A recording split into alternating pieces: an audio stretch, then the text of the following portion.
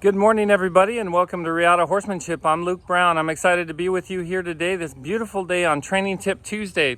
And the horse that I have right behind me right now is Ace. He's the first horse I've been working with this morning. Started just a tiny bit of daylight, and the daylight's getting shorter now that we're starting to reach towards fall, and I'm excited about the cooler weather. It is kind of muggy right now. We're going to get some rain in the next day or two, and I look forward to that as well.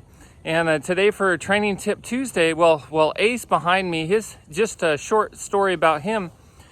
He originally had an owner here in Arizona, and then he was sold or donated or something. He went to a different owner, and he ended up back at the auction a few years later. And somebody spotted him and notified the original owner, and she went ahead and purchased him.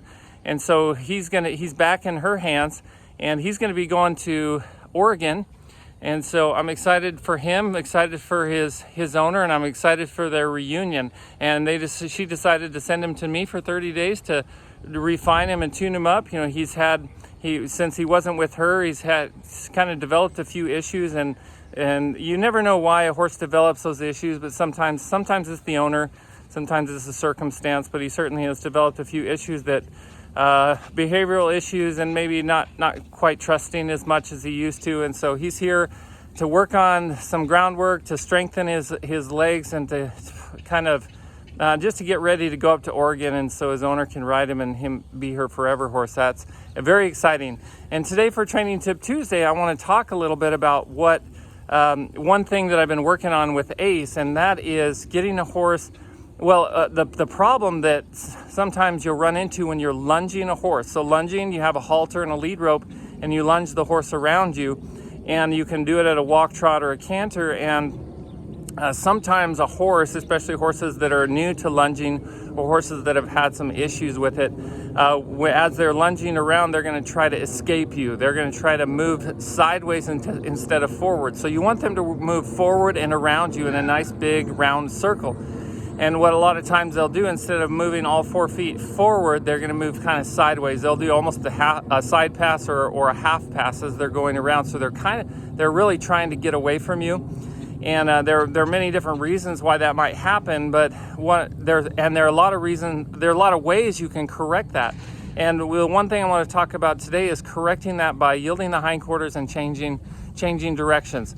So if a horse is pulling away from me and trying to get away from me, first of all, I want to probably slow down. That's one way to help that issue.